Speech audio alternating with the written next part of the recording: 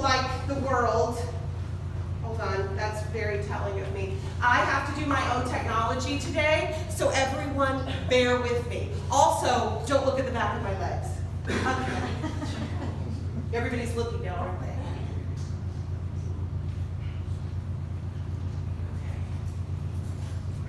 Oh, and before I start this, because Matt Reynolds just walked in at his normal time, but Matt, come out here really quick. So I just wanted you guys, I have been noticing, Matt Reynolds has been with us now for 3 years, 3 years, about that. He just recently had his second kiddo. You know how I talked earlier about sometimes having children will push you to like work your tail off? I have noticed that guy has been out there working harder than I have ever seen him work, and you are killing it. So I just wanted to give a little shout out to the Matt Reynolds. So you have been killing it, and I've been so proud. Okay, now back to me. Right? Always. Okay, so in the world recently, you guys may have noticed. Oh, I don't want to tap all of you, but we'll figure that out. Hold on. Lord help me. Okay. I'll just talk louder and yeah, it's fine. So you guys might have seen on the world news that Notre Dame burned, right? What you may not have been paying attention to in the last couple of months or maybe in the last couple of years, but France is in a major crisis. There is a very big juxtaposition between the lowest class of people and the highest class, and it's causing kind of civil unrest, I mean, to put it very simply. There's been protests on the streets almost every single day. The folks who feel like society is unequal, they're called the yellow vesters, and they've been fighting against this inequality that they see in the social classes. But what happens? Notre Dame burns, right? Notre Dame burns, and the entire world pauses. The entire world just sort of stops. And I think, we live in Oklahoma City. I don't know that many people have gone to Notre Dame, but anybody who had ever been to Notre Dame in Oklahoma, it was on their Facebook page within like 20 minutes, right? Like a picture of them in front of the cathedral, a picture of them in front of the Eiffel Tower to prove that they had been to Paris, to show that they knew Notre Dame. And I thought, it's crazy that we as people, we have these massive chasms in our society. Like we get so fired up and we get angry with each other and how dare you tell me anything, right? Like how dare that person do this to me? How dare they have a different religious belief, a different socioeconomic class? I get so upset about that. And then when a cathedral that some of us have been into burns, suddenly the world stops. And I kept asking myself, like, why this? Like, out of all the things, why is this something that affects us so profoundly? And I realized that what we as people do is we try to figure out the differences in each other, and then that's what we use as roadblocks. So like she has brown hair, so we're not friends.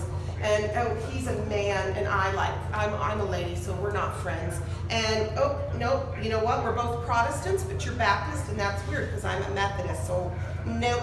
And oh, I like you. Oh, you drive a Range Rover, so you're hoity-toity. No, thank you. Right? Like that's what we do. We look for the differences. And in looking for the differences, we forget humanity. Like we forget that what he and I have in common is that he has a family just like I do, that he goes to work every day, that he's struggling to pay his bills just like I am. She may be Baptist and that's slightly different, but she and I both love the same books. And she and I have the same taste in movies. And she has brown hair and I have red hair, but neither of these hair colors are actually natural, so there's that. Right? Like we forget to look for the equality. And when something happens, like a cathedral burns down, or God forbid, a school gets shot up, or we have a terrorist attack, suddenly all those barriers come down and we see people for what they are inside. We see them as actual people again. We see their humanity. And then for a split second, maybe 24 hours, maybe 12 hours, maybe 20 minutes, hell, maybe 5 minutes, you look around you and see people as people. But if you notice how we actually respond to each other, during the day when you look at people, you're not seeing them as people, unfortunately. We're seeing them as sort of like entities or blocks that need to be avoided, things that we don't need to concern ourselves with, stuff that we want to kind of be, we don't want to engage, we don't know what that's going to be like, right? How many times do you see someone standing on the side of the road with their sign and I don't even know what it says. You know why I don't know what it says? Because I don't make eye contact, right? Like I don't want to read that sign. If they see me reading that sign, they're going to come closer to my car and like want money. I'm not giving them money because in my head, I've already made a judgment about those people. I know everything there is to know about them. The crazy thing is though, the person holding up that sign might very well have been to Notre Dame too. They might be equally sad. So in that moment, we share something.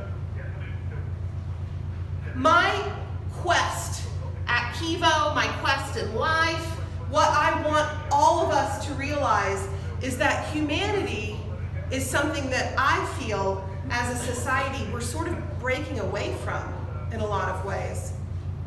And now it takes these horrible disasters for us to see the humanity in each other, for us to see people as what they are, which is people who have tons of things in common with us. I believe that through Kevo, by bringing people into this company, by meeting buyers and sellers, I believe that we as a real estate company can work to make our humanity more profound, to start engaging with folks. The thing about real estate is it is a relationship business. You cannot be in this and deny the humanity in others. You can't do it. It's emotional. It requires a response from you too. So guys, use real estate as what it is. It is a tool for you to build yourself, to make your life more profound, to make changes in the world around you, to see the humanity in others. So don't wait until everybody's standing outside of Notre Dame or posting it on their Facebook if you're in OKC. Start looking for the same things that you have in common versus putting up walls and trying to ignore those around you. All right, guys, now